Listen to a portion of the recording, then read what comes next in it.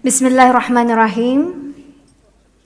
Assalamualaikum warahmatullahi wabarakatuh. I bid to the Honorable Tun Dr Mahathir Mohamad, Prime Minister of Malaysia and Chairman of KL Summit 2019, His Excellencies, Your Honorables, distinguished guests, media, members of media, ladies and gentlemen, brothers and sisters. Welcome to the press conference of KL Summit 2019.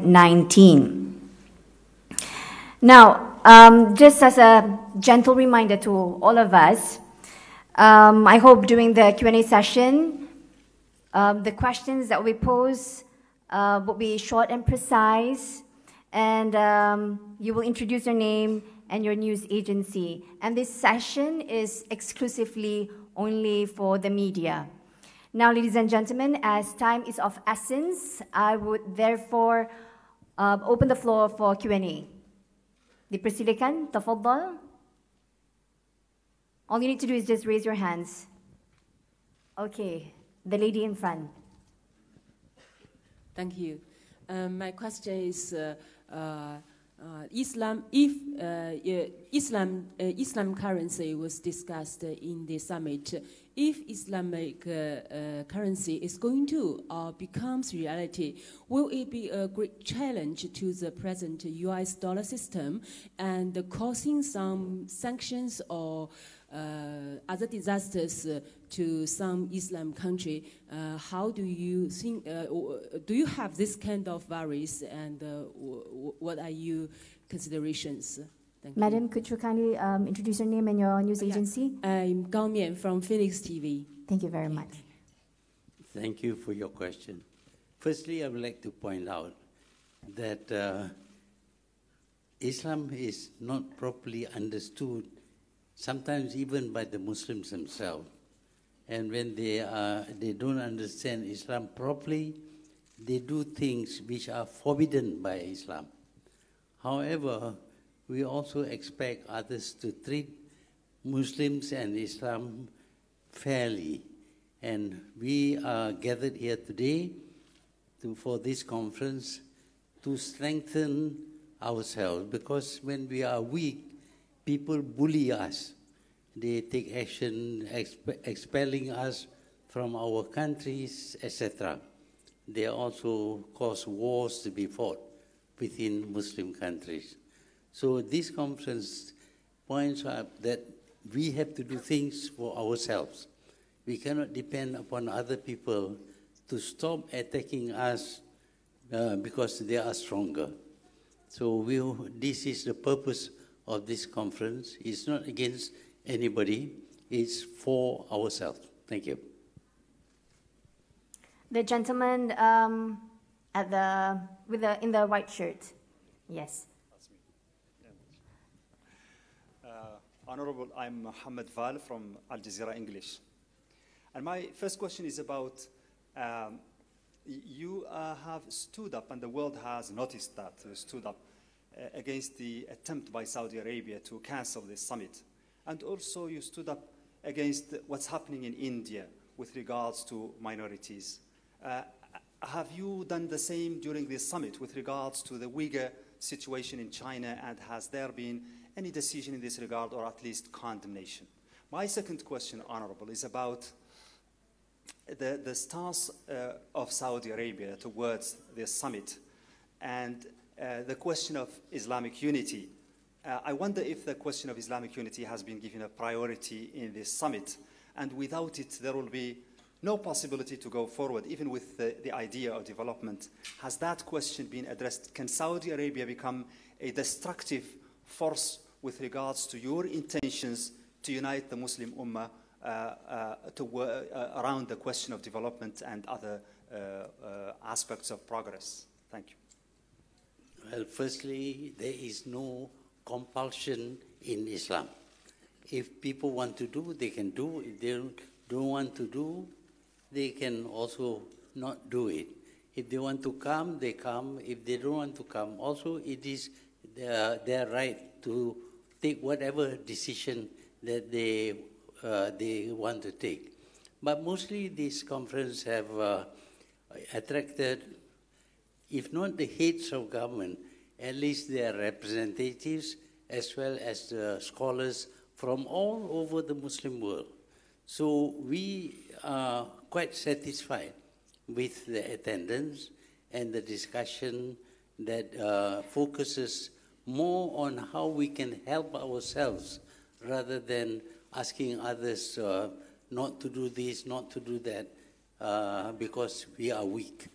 We have to learn how to strengthen ourselves and to be more united. That is the purpose. What other people want to say, it is their right to say. The second question is about the Uyghurs. Yes, we are told that the Uyghurs are being detained. We also see what is happening in India.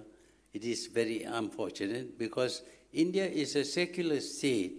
From the very beginning, the religions of the people did not prevent them from becoming citizens. They have been citizens all this while. But to exclude Muslims from becoming citizens, even by due process, I think is unfair. So we have voiced our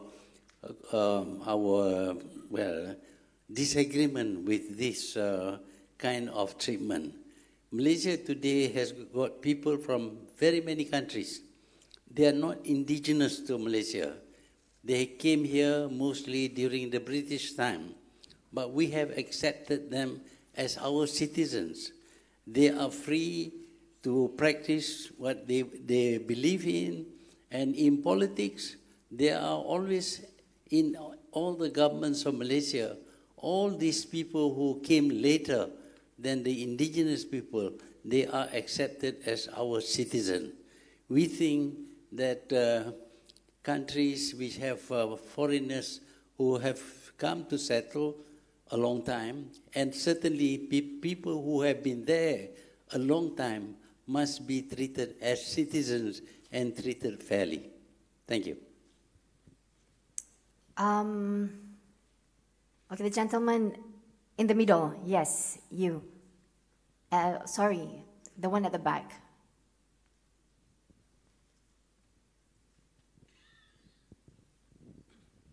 Assalamualaikum, Tun. Afiq from Nation Reserve. About gold dinar, so how do you view this? Will be this physical money backed by gold or cryptocurrency? And will there be any meeting among the central banks of the Muslim nations soon? And for economic minister, maybe you can elaborate a bit about the dairy farm project with Qatar that you mentioned yesterday. Thank you. Well, actually, we now have to use one currency as an international currency almost. That is the US dollar. But the US dollar also is not stable. Sometimes it is stronger, sometimes it's weaker. But gold has got a certain value for all countries in the world. Now, if you use a gold as a standard, which was what it was at the Bretton Woods, if we use gold as a standard, we can call our currencies by whatever name, but they must relate to the value of gold in your country. So if you know the value of gold in your country and the value of gold in the trading partner, then we know how much gold is worth during the trade. And that we can call that a gold dinar as a standard. And that is what was proposed, and I think we should study this very carefully because today we are hampered by having to use just one currency for international trade, the US dollar. We'll do that later. Okay. Yes, sir. Assalamu alaikum wa rahmatullahi wa barakatuh. Honorable Excellency, my name is Javedur Rahman. I'm from 92 News, Pakistan. Since last night, President Rajab Tayyip Erdogan mentioned in his statement that Imran Khan was threatened by Saudi Arabia, if you attend this summit, we will kick out your 4 million workers. Are you disappointed that Imran Khan is not here? And secondly, we have been discussing many issues of Islamic Ummah, but Indian occupied Kashmir was not mentioned. Thank you very much, Excellency. Well, we would have been very happy to have Imran Khan with us, but for some reason of his own, he is not able to attend. We are a little bit sad that he was not able to attend, because in the UN, the three of us met, Erdogan, Imran and myself, and we thought that we should work together.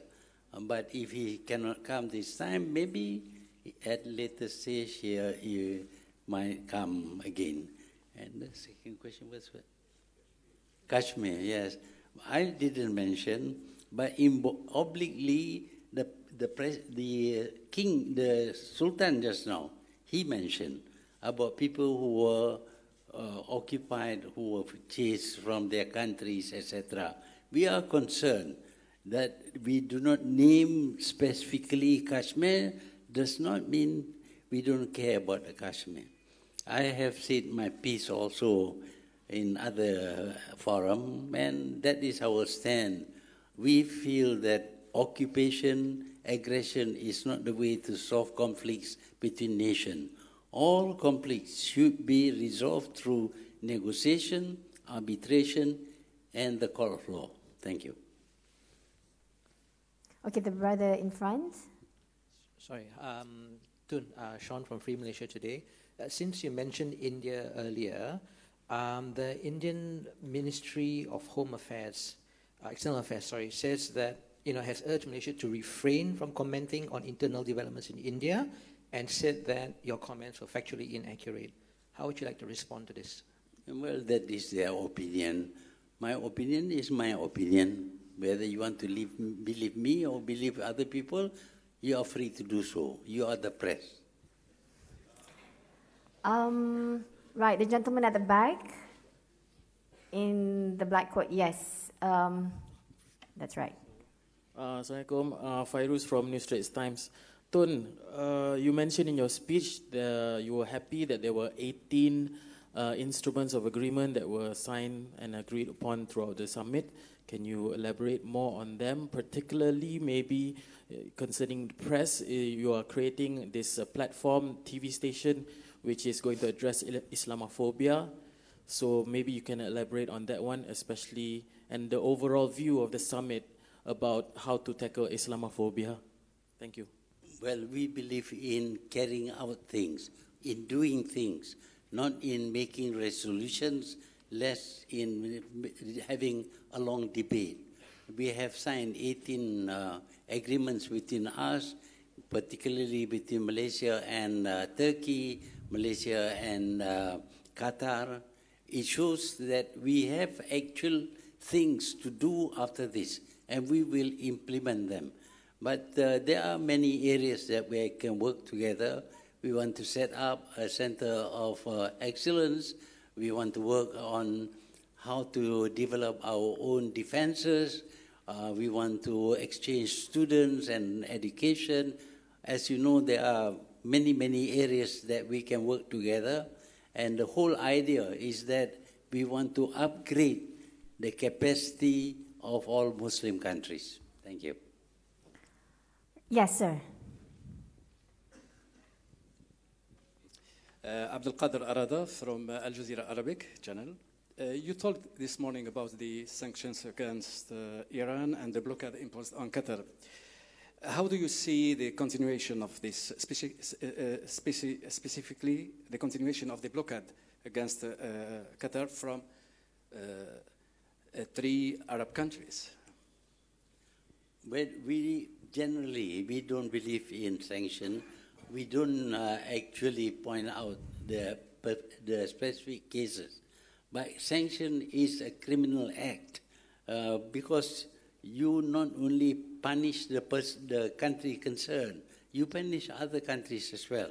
When they applied sanction to Iran, we lost our market, and Iran is a big market for us, and trade between us has been reduced or almost reduced to nothing. So this kind of thing can only be done by strong countries. Weak countries like Malaysia I would like to apply sanction on Mr. Trump, but I cannot because I am a small man. But he can apply a sanction to whole countries, and we all suffer. So this is democracy at its worst. While they talk about democracy, promote about freedom of speech, freedom of this and that, they themselves deny democracy to other people. The lady in the grey jacket. Tun, Rosma from RTM. Palestine crisis is a main focus in this summit. So yesterday there was a statement from ICC, International Criminal Court, that they plans to open the investigations on Palestine territories involve Israel.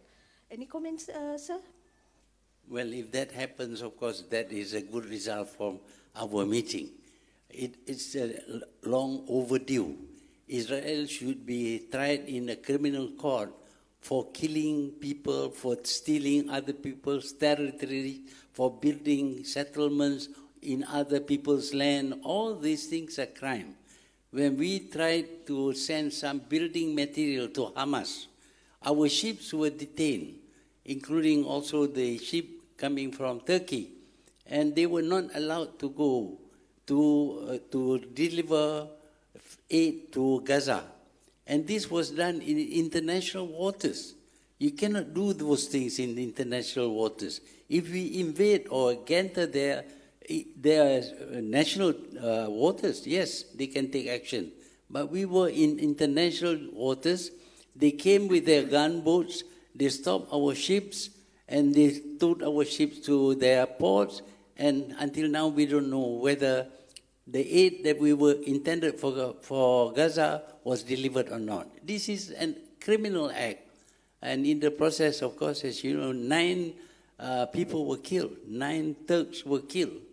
But the whole world just shut, not only closed one eye, they closed both eyes, and their mouth and their ears also.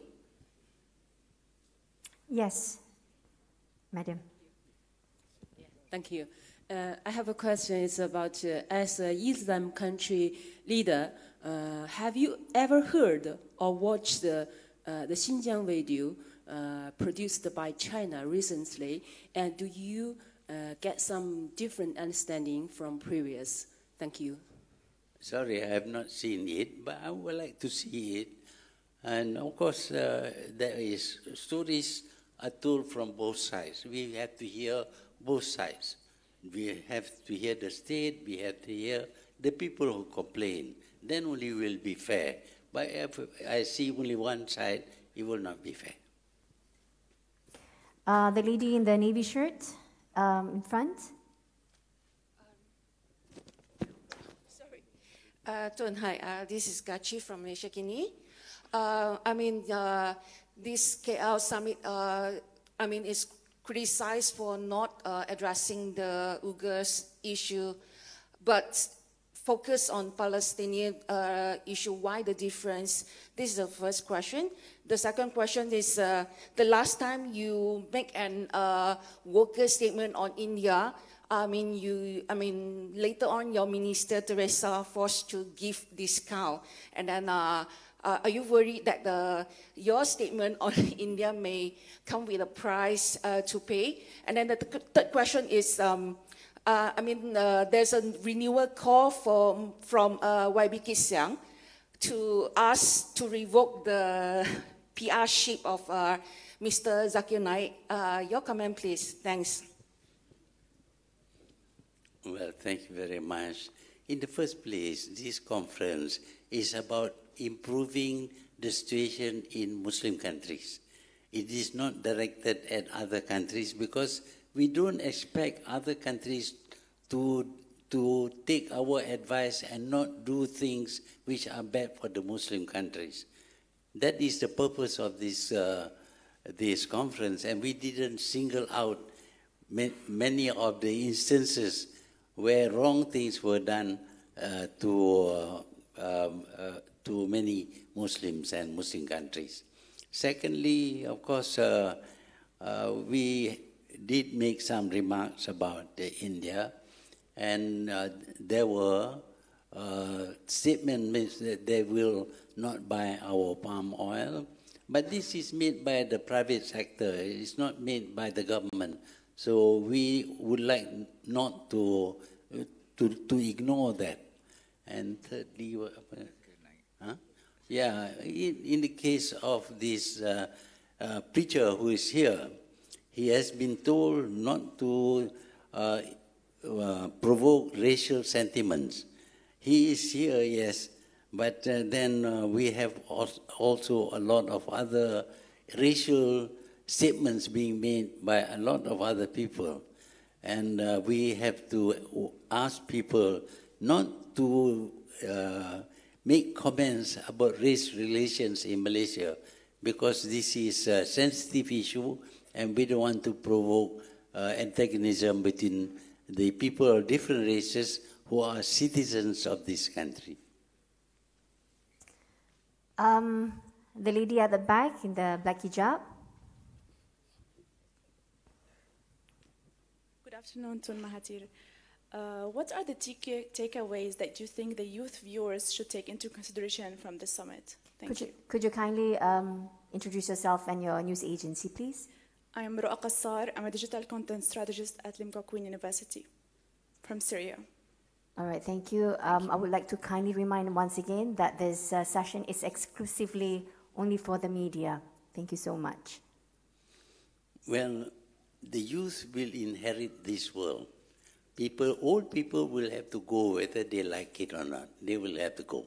So we must prepare the youth to take over from us. That is why we have a conference of the youthful leaders from the Muslim countries to see what they perceive to be their role in ensuring that Muslim countries are well governed, they have a good economy, and they are strong enough to defend themselves. That is the purpose, and we realize that the youth paid a lot of attention to this item, or to this objective of the conference. Yes, the brother in the middle, the one in the black shirt, black coat. Yeah, the one at the back. Black suit. Black suit, sorry. Tafadhal. Muhammad Ali Harad from Islam Channel UK. Your Excellency, in your address today, you identified points to focus in. One of them is culture and identity. We know the countries that gathered here, they do have some cultural differences. How do you see the way moving forward to have a common identity and culture? Are there any practical steps? Thank you. Well, we are all Muslim countries, or at least we have Muslim majorities. And as Muslims, there are certain values in our culture, among which is, of course, the frequent statement that Islam is not just a religion, it is also a way of life. So when we have different cultures, we have to ensure that it does not contravene the values that are enshrined in the religion of Islam. So these are common things. But of course, if you want to dress differently, if you want to cover your face, you don't want to cover your face, if you want to keep a beard, that is all your right. But we don't breach the teachings of Islam on certain values. For example, when you judge, you must judge with justice. That is Islamic value. We have to do that. And we accept in the Quran that there are people of other faith. To them, their faith, to us, our faith. We pray in our way, they pray in their own way. But if they are Muslims, then we pray in the same way. So there are common things in Islam that every culture should accept, but at the same time, there are aspects where you can be different. You can dress differently, you can have a beard if you like. I'm a Muslim, but no beard. It's all right, I think. That doesn't make me less a Muslim. And of course, I wear Western dress. It doesn't make me an Englishman. So are you.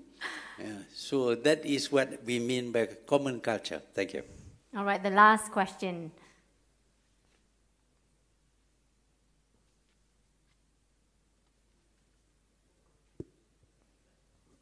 All right, the guy in the black jacket. Assalamualaikum, Tun and the rest of the VIPs. My name is Aish from NST. I have a question about the views on the Malaysia as the investment platform from the Muslim countries, because a few days ago we have signed a few agreements with those potential countries in terms of the aerospace and other sectors as well. So may I know how much could be the potential value for those investment from these countries, and how do you foresee, the participants of those countries, and how do they foresee Malaysia as the investment country that they want to penetrate in the future? The Muslim countries are very, very rich, some of them. And, but the area that they can invest in Malaysia is at the moment quite limited. For example, we can have investment in the production of defense equipment from some Muslim countries. That is one way of investment. We also need to have inflow of money to perhaps invest in property, in finance, in many other areas where those who have the capital can invest. Those countries which are poor, they should be ready to accept foreign investment, especially, of course, if they come from the Muslim countries. We are not rejecting investment from non-Muslim countries, but we feel that Muslim countries so far have not invested enough in other Muslim countries needing their investment. So we hope that as a result of this conference, many more Muslim countries who are rich enough to invest in the poorer countries. Thank you. All right, Jazakallah khairan kathiran. We have come to an end, but I seek Yang Muhammad Tun to remain on stage for our group photo with the media. So therefore, I would like to call all of the media for a group photo together with Yang Muhammad Tun. I would seek our kind assistance of our ushers to usher the media. Some, we can, the first row. Sorry?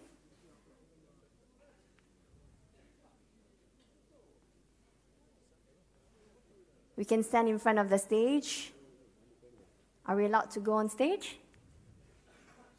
Security? All right, just at the front area.